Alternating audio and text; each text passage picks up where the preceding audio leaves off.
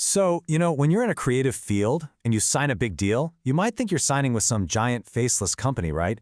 But the truth is, you're usually betting it all on one specific person, a champion inside the building who really gets your vision. But what happens if that person just leaves? All right, let's paint a picture here. Imagine this. You've just landed the deal of a lifetime, and it all came together because of one executive, right? The one person who just got you, who went to bat for you. Your entire future with that company feels secure because you know they're in your corner. And then, bam, you get the call.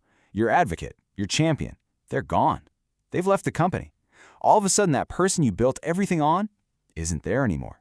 So here's the million-dollar question. Are you now trapped in a deal with a bunch of strangers? Or is there an escape hatch? Well, guess what? There is.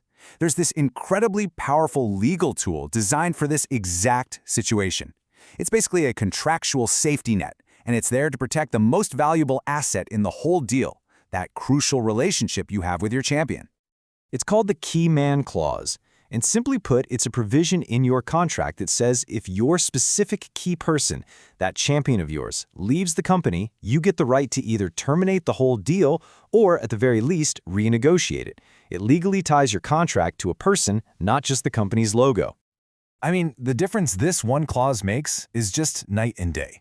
Without it, you're stuck. You're chained to that deal. They'll just assign you some new person you've never met, and you have to keep going. But with the clause, oh, you're in the driver's seat. You hold the keys.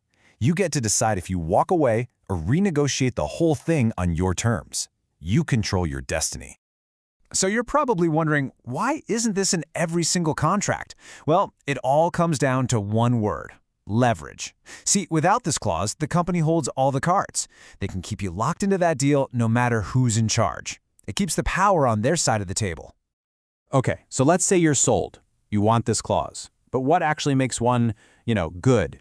It's not enough to just have the words key man clause in the contract. It needs to have some real teeth. So let's break down what a really strong, effective clause looks like. So a really solid key man clause has like 4 main ingredients. First, you've got to name the person by name and title. No ambiguity.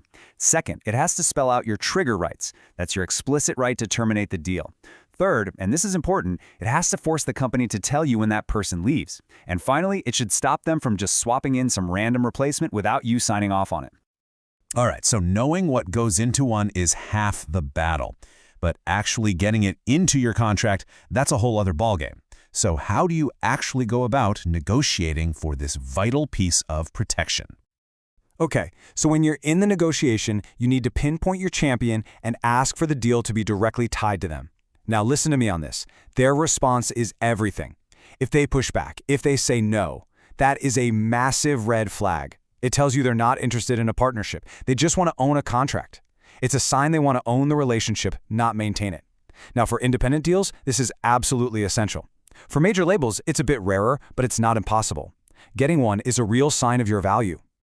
And let's say you do it. You get the clause in there. The deal is signed. And then it happens. Your champion leaves.